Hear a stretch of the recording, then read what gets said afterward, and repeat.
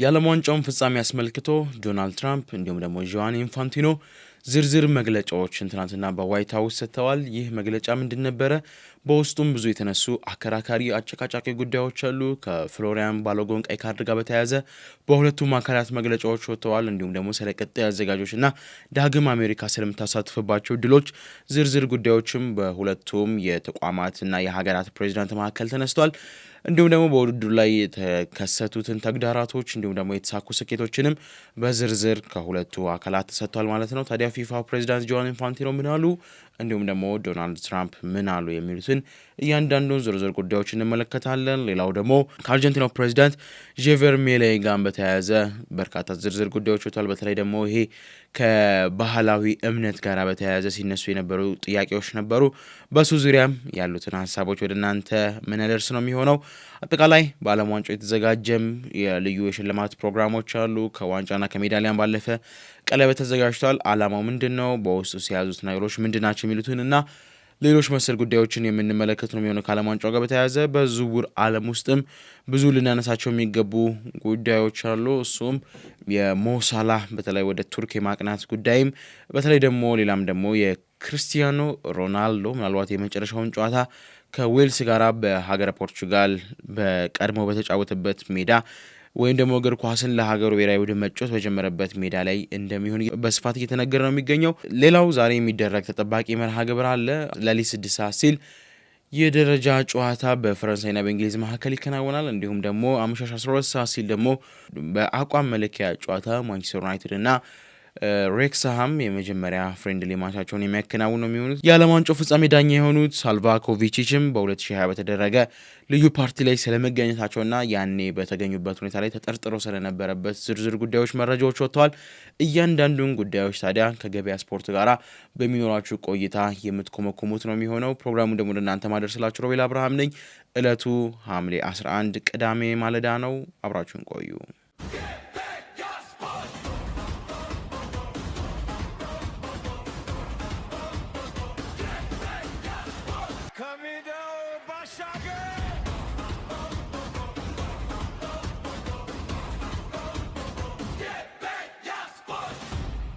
በቅድሚያ ዛሬ ከሚደረጉት ጨዋታዎች በመነሳት መረጃዎችን እናጋራና በቀጥታ ወደ ዝርዝር ጉዳዮች ወይም ደግሞ ቀደም ብለን በመግቢያችን ላይ እንዳነሳናቸው ዝርዝር ጉዳዮች የምንመለከት ነው የሚሆነው። ዛሬ ሁለት ወሳኝ መርሃ ግብሮች ይከናወናሉ። 12 ሰዓት ሲል ማንቸስተር ዩናይትድ ከሬክስሃም የመጀመሪያ የዓለም አቀፍ የፕሪሲዝን ጨዋታውን የሚያደርግ ነው የሚሆነው ማለት ነው።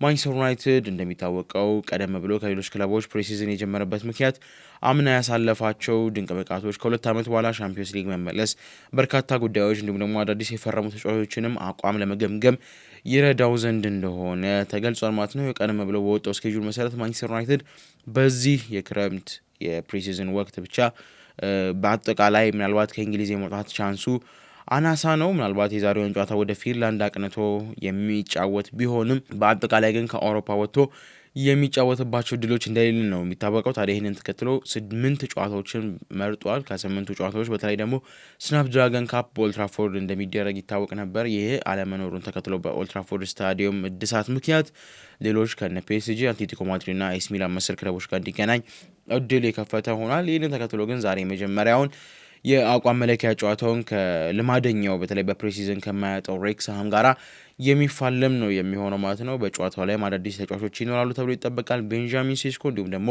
አዲሱ ፈራሚ ግብ ጠባቂ ዳልወን ብቻ እንደማይኖሩ ነው የተገለጹት።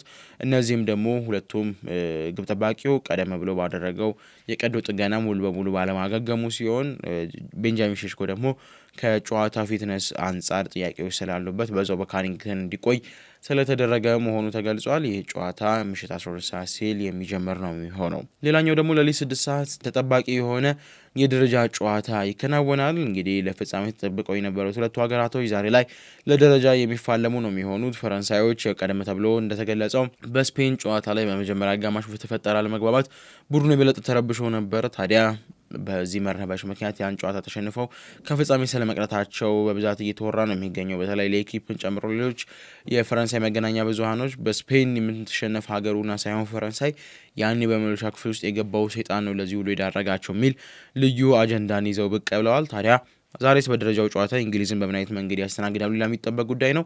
ያው በቡድኑ ደስተኛ እንደሆነ የተናገረው ቶማስ ቱሄል በትራምፕ ጭምር ተችቷል። ታዲያ ይህን ትችት ዛሬ በምን አይነት መንገድ ያስተናግዳል፣ ከትችቱ ጋር በተያያዘ ምን አይነት መግለጫዎች ይኖራሉ የሚሉት የሚጠበቅ ቢሆንም በእግር ኳሳዊ ጉዳይ ግን ለፍጻሜ ተጠብቃ እዚህ የደረሰችው እንግሊዝ እንዳሰበችው ነገሩ ዓለሙ ሁሉ ስላልቀናት ምናልባት ፎርማቱ ባይሆን ኑሮ እንዲሁም ደግሞ ለሌሎች ቲሞች አክብሮት ባይኖር ኑሮ ምርጥ ሶስተኛ ደረጃ ሁላ ለመያዝ አለመጫወት ምርጫችን ነበር ሲሉ አሳውቀው ነበር። ታዲያ የሶስተኛ ደረጃን ቦታ ይዘው መጫወት ያልፈለጉት እንግሊዞች ዛሬ ከፈረንሳይ ጋር የሚያደርጉት ሌላኛው ተጠባቂ ሌሊት 6 ሰዓት መርሃ ግብር ትኩረትን ስቧል ማለት ነው። እያደመጣችሁ የሚገኘው ገበያ ስፖርት ነው። ከመሸጋገሪያ በኋላ ተመልሰን ስንገናኝ በቀጥታ የዶናልድ ትራምፕንና የጆኒ ኢንፋንቲኖን ዝርዝር መግለጫዎች የምንመለከት ይሆናል። አብራችሁን ቆዩ።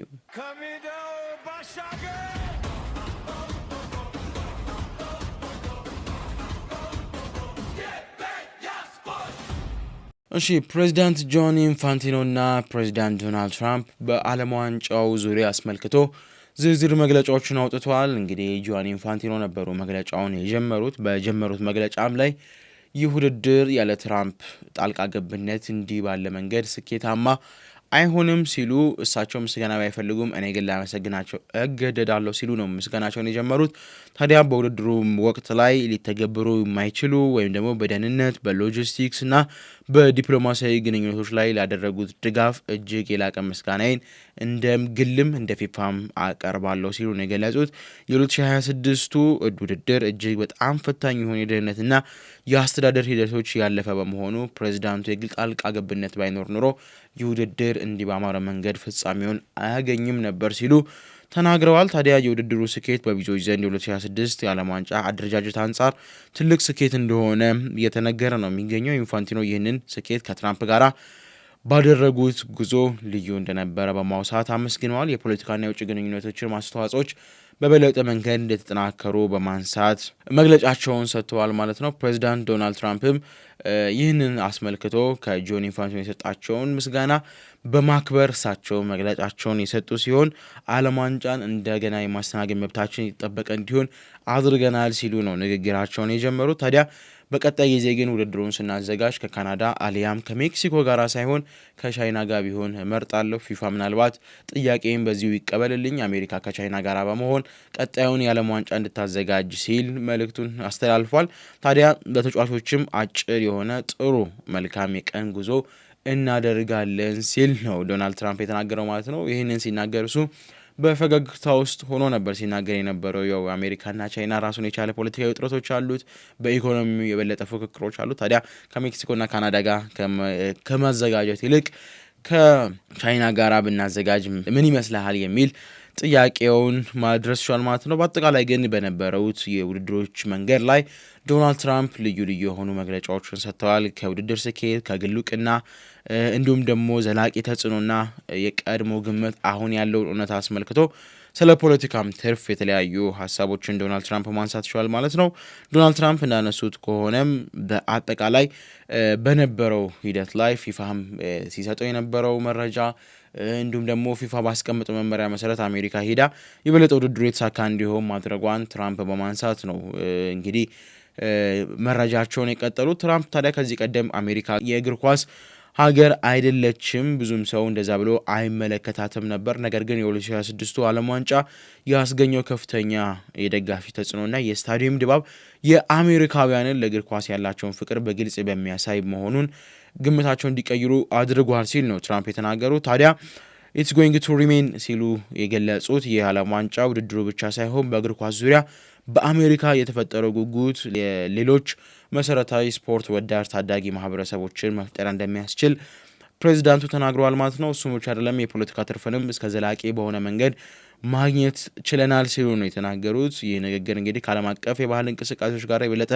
መተሳሰርን የሚያሳይ መሆኑን ነው ትራምፕ የገለጹት ማለት ነው። በዚህ ዓለም ዋንጫ ላይ እንደ አንድ የግል ስኬታቸው በማንሳት ዶናልድ ትራምፕ ለአሜሪካውያን ያላቸው ለውድድሩ መሳካት የተባበሯቸውን በሙሉ ማመስገን ችለዋል ማለት ነው። ሌላኛው ደግሞ ከጨዋታ እንቅስቃሴ ጋር በተያያዘ ስለ ሊዮኔል ሜሲ፣ ስለ ክርስቲያኖ ሮናልዶ እንዲሁም ደግሞ ስለ ሃሪኬን እና የእንግሊዝ ብሔራዊ ቡድን የተለያዩ ዝርዝር ሀሳቦችን ሰጥተዋል። ትራምፕ ዓለም ዋንጫን ስናስተናግድ እንዲያሉ ኮከቦች በውስጡ በመኖራቸው ለኛ ትልቅ ክብር ነው። ሊዮ ሜሲ እጅግ ምርጥ ተጫዋች ነው። በተለይ መጨረሻ ጨዋታ ላይ ለላውታሮ ማርቲኔዝ የሰጠው ኳስ ተከላካዩን አፍዝዝ አደንግዝ ያሰራበት ያህል በሚመስል መንገድ ቆሞ ከማየት ውጪ ሌላ አማራጭ አልነበረውም። እንዲህ ሲደረግ ደግሞ ቁጭ ብሎ በሀገር አሜሪካ መመልከት ማለት እጅግ ልዩ ስሜትን የሚፈጥር መድረክ ነው ሲል ነው የተናገሩት ማለት ነው። ክርስቲያኖ ሮናልዶንም እንዲሁ በዚህ ታላቅ መድረክ ላይ ተመልክተናል። በአካል አውቀዋለሁ። እጅግ ልዩ ስብዕና ያለው የሜዳ ላይ እንቅስቃሴውም ጀግና የሆነ ምርጥ ተጫዋች ነው ሲል አንስቷል። ሊዮ ሜሲም ልክ እንደዚሁ ሃትሪክ በዚህ ውድድር ላይ ሰርቷል። እንዲህ ባለው እድሜ በተለይ በእግር ኳሱ ላይ ያን ያህል ጥልቅ እውቀት ባይኖረኝም ብዙዎች እናንተ በ28 በ30 አረጅ ትላላችሁ፣ እኔ ግን እስካሁን ድረስ ወጣት ነኝ፣ ሊዮ ሜሲን አርጅቷል እያላችሁ ሃትሪክ ሰርቷል ብላችሁ የምትደመሙ ከሆነ በእውነት ይሄ ሰው ልዩ ነው በማለት ዶናልድ ትራምፕ ተናግሯል ማለት ነው። ስለ ሃሪኬንም ያነሳው ጉዳይ ነበረ። ከውድድሩ መጀመር አስቀድሞ እዚህ ለቅድመ ዝግጅት በነበሩበት ወቅት ላይ ዋይት ሀውስ ድረስ አስጠርተውት ጎልፍ ሲጫወቱ እንደነበረ ዶናልድ ትራምፕ ተናግረዋል። ታዲያ ጎልፍ በምንጫወትበት ወቅት ሃሪኬን እግር ኳስ ላይ ብቻ ሳይሆን ጎልፍ ላይም ምርጥ ተጫዋች እንደሆነ አይቻለሁ። የበለጠ ደግሞ ምርጥ አጥቂ መሆኑን ከዛም በኋላ ተረድቻለሁ። ከሱም ንግግር የተረዳዋቸው ጉዳዮች ነበሩ። ግን ይሄንን እኔ የተረዳሁትን ነገር ምንም የኳስ እውቀት ሳይኖረን ቱሄል መረዳት አልቻለውም ሲል ቱሄል ላይ ትችቶችን ሰንዝሯል። ይህንን የመሰለ አጥቂ ይዘህ አንድ ጎል አገባው ብለህ የምትከላከል ከሆነ ያሳፍራል። እንደዚህ ያሉ ውጤቶችን እኔ እግር ኳስ ማላቀው ሁላ ልወስነው የማልችል የቀሽም ውሳኔ ነው የተወሰነው ሲል በቱሄል በኩል ያለውን ትችት ሰንዝሯል። እንደሚታወቀው የዛኔ እንግሊዝ ብሔራዊ ቡድን በፍጹም ጥልቅ መከላከል ውስጥ ሃሪኬን የመከላከል ሚናን ሲወጣ እንጂ በማጥቃት ሚና ውስጥ ሲሳተፍ እንዳልነበረ እናስታውሳለን። ታዲያ ይህንን ተከትሎ ፕሬዚዳንት ዶናልድ ትራምፕ ከሃሪኬን ጋር በተያያዘ መግለጫቸውን ማንሳታቸው ያሉበት ሁኔታ ነበር የነበረው። ኢንፋንቲኖ በዓለም ዋንጫው ዙሪያ ሰላምና ወዳጅነትን ፈጥረናል ብለው ተናግረዋል። ትራምፕ በዚህ እውነት ነው ከበርካታ ሀገራቶች ጋር የበለጠ ወዳጅነትን ፈጥረናል ሲሉ የኢራንንም ጎሸም አድርገው ያለፉበት ሁኔታ ነበር የነበረው። ሌላኛው ደግሞ ሲነሳ የነበሩት የዳኝነት ጥያቄዎች፣ ሌሎች ከውድድር ጋር በተያያዘ የሁለቱ የፕሬዚዳንቶች ጥምረት በብዙዎች ዘንድ መነጋገሪያም ሆኖ ነበር እና ፕሬዚዳንቱም አያይዘው ጆዋን ኢንፋንቲኖ እንደተናገሩት ከሆነ በሁሉም ሀገራቶች የበለጠ ተወዳጅ የሆነ ምርጥ ውድድር አዘጋጅተናል ብዬ አስባለሁ ሲል ሲናገር ትራምፕ ሀሳቡን ሳያስጨርሰው ያው የምትወደው ውድድር የምትሳሳለት ሀገር ውድድሩ ላይ ካለ ምንም ጥያቄ የለውም እስከ መጨረሻው ልትወደው ትችላለህ ሲል ሀሳቡን ሰንዘር አድርጓል። ይሄ ደግሞ በብዙዎች ዘንድ መነጋገሪያ እየሆነ ነው የሚገኘው። ልክ ትራምፕም በትዊተር በሌሎች መሰል የማህበራዊ እንቅስቃሴዎች ላይ እየተሳተፈ የሚገኘውን የበለጠ ከአርጀንቲና ጋር ክሎዝ ናቸው የሚሉትን መረጃ ለማጋራት ነው ወይስ ደግሞ ምናልባት ያው እንደ ሆል ለደጋፊዎች ካላቸው ክብር አንጻር የትኛውም ሀገሩ ስትወድቅ ደስተኛ እንደማይሆን ለማንሳት የተነሳ ነው የሚሉት ዝርዝር ሀሳቦች እየተነሱ ነው የሚገኙት ማለት ነው። ሌላው ከዚህ ጋር በተያያዘ ሊነሳ የሚገባው ወይም ደግሞ ትራምፕ ባነሱት መሰረት ካናዳ ላይ ክሶችን አቤቱታዎችን አቅርበዋል። በትዊተር ገጻቸውም በንግግራቸውም ላይ ትናንት ያነሱት ጉዳይ ነበረ። ሆም ብላ እያደረገችው ያለው ነው ሰደድ እሳት ሲል ገልጿል። ምክንያቱም ቀደም ብለው መከላከል ሲችሉ እንደዚህ ባለ ትልቅ መድረክ ፍጻሜ ዕለት ላይ ጭሶች የበለጠ ደጋፊዎችን እያሳመመ የአካባቢው ማህበረሰብ እያሳመመ ብዙ በሆነ መንገድ ከአየር ንብረቱ ጋር ባልተያያዘ ሌሎች ብክለትን እየፈጸመ ነው። ከሙቀቱም እንዳለ ራሱን የቻለ ኬዝ ሆኖ ሳለ የበለጠ ጭሶች መኖሩ ደግሞ የበለጠ ለውድድሩ መልካም ያልሆነ ስም እንዲኖረው እያደረጉ ነው። ስለዚህም ህጋዊ የሆነ እርምጃ ከመውሰድ ያስቀድሞ እነሱ የተሻለውን መፍትሄ እንዲያበጁ መልእክቴን በዚሁ አጋጣሚ ያገራው ምናልባት እንዲሁ ከጠቅላይ ሚኒስትሩ ጋር ተነጋግሬ ምን አይነት መፍትሄ እንደሚሰጠኝ ማወቅ እፈልጋለሁ ሲሉ ነው ዶናልድ ትራምፕ የተናገሩት ማለት ነው።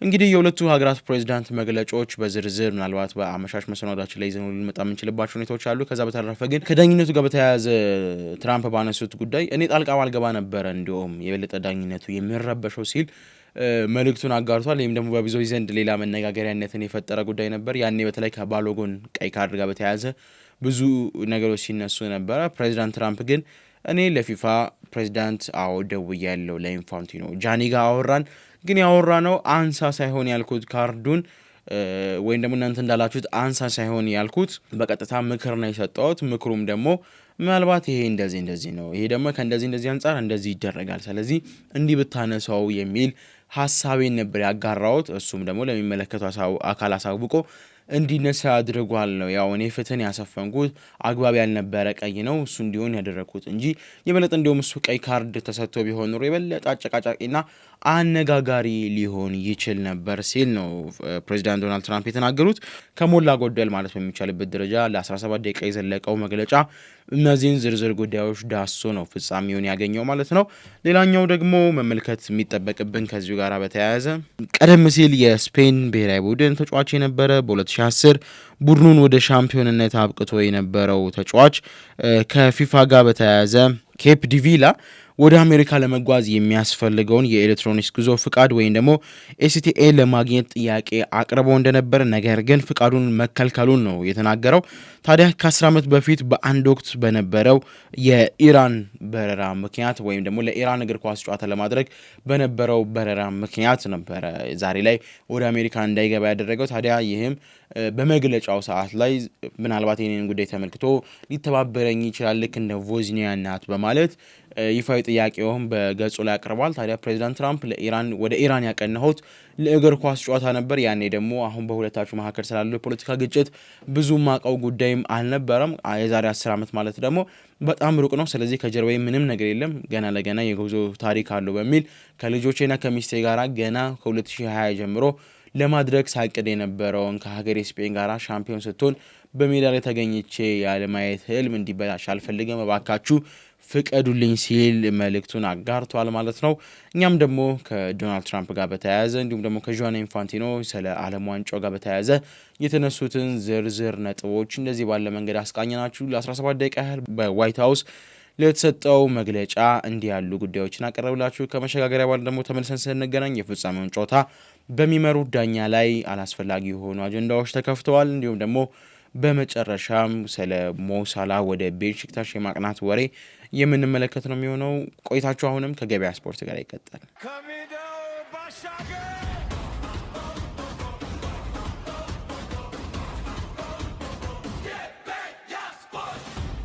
የዓለም ዋንጫ ፍጻሜ ዳኛ የሆኑት ስላቫኮ ቪቺች በ2020 በተደረገ የሴክሹዋል ፓርቲ ላይ ተይዘው ታስረው እንደነበረ መረጃዎች ወጥተዋል። ነገር ግን ክስ አልተመሰረተባቸውም ነበረ። እሱ በአጠቃላይ ዳኛው 4 ኮካይን እንዲሁም ደግሞ 10 ሽጉጦች፣ 3 የመከላከያ ጀቶች ወይም ደግሞ ቨስት እና $11,000 በላይ በጥሬ ገንዘብ ይዘው በፓርቲው ላይ ከታሰሩት 26 ወንዶችና 9 ሴቶች መካከል አንዱ እንደነበሩ ተገልጿል። ታዲያ ግን ዋናው ጉዳይ በዛ ቦታ ላይ መገኘታቸው ብቻ ሳይሆን በተገኙበት ሰዓት ከሁለቱ አርጀንቲናውያን ጋራ ጥል ውስጥ ገብተው እንደነበር ተገልጾ ነበር። ታዲያ የዘኔ በገቡበት ሰዓት ላይ እኔ አርጀንቲናን እወዳለሁ፣ እባካችሁ አርጀንቲናን እንድጠላ አትገፋፉኝ ሲል እየተናገረበት ቪዲዮ ወጥቶ ነበር። ታዲያ ለአርጀንቲና ልዩ ፍቅር ያለውን ዳኛ በዚህን ያህል መንገድ ሰክሮ እንዲሁም ደግሞ አላስፈላጊ በሆነ ቦታ ላይ ተገኝቶ እንደዚህ ያለ ቃሎችን ያስተላለፈን ዳኛ ዛሬ ላይ ለዚህ የፍጻሜ ጨዋታ መምረጥ ምን የሚሉት ጉዳይ ነው ማለት ከእንግሊዝ ሚዲያዎች እስከ ስፔን ሚዲያዎች